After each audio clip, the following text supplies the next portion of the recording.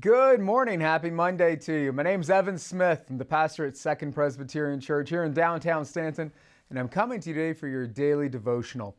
Today we're looking at 1 Corinthians chapter 15, and this is Paul giving these wise words that I think have a lot to say to us today. It's verses 9 and the first part of 10. He says, "For I am the least of the apostles, unfit to be called an apostle because I persecuted the church of God. But by the grace of God, I am what I am, and His grace toward me has not been in vain." So Paul's talking about being an apostle, and he just straight says, look, in my former life, I persecuted the church. Like before he was Paul, he was called Saul, and he was the persecutor of the church. And he never seems to have gotten over that. Like there seems like there was always some little bit of guilt that he held on to, because he realized the harm he had tried to do to the church. But he says that God's grace towards him has not been in vain. He's like, I am what I am. Like, in other words, I can't change the past, but I have done like a really diligent work with things that God is giving me since that time. It's like, since I became aware, I've worked harder, he says later, I've worked harder than anybody else. I've become such a hard worker, and God's grace to me is not in vain. That's the thing that I want us to really grab onto today.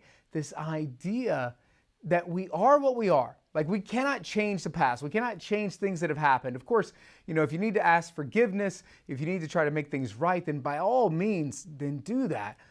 But let's let the past inspire the present and the future in positive ways, and not let it keep us from being all that God's calling us to be. You see, because Paul, he could have just said, gosh, I've just messed up my life too much, and there's no way I could ever be, great. There's no way that I could ever be of great service to the kingdom. But he didn't. He's like, you know what? I am what I am. I can't undo that. And because of that, in his mind, he's going to say, I'm always the least of the apostles. But God's grace to me was not in vain. And that's the same for us. God's grace to us is not in vain. Why? Because it's not about us. It's not, if God just wanted to measure everything based on our abilities, just pure without Him at all, then you know what? We're all going to do a terrible job. Or like we're all going to fall down on our faces.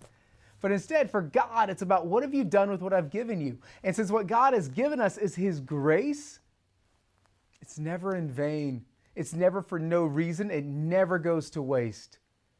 And I think that's a good word for us to hold on to today. So ask God, God, show me even more of your grace. God, help me to be able to be inspired by the past so that I have a fruitful future and present.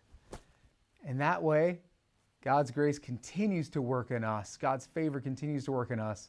And we can be like Paul and say, hey, you know what? I'm not better than anybody else, but God's grace to me has not been in vain. And that is your word for today.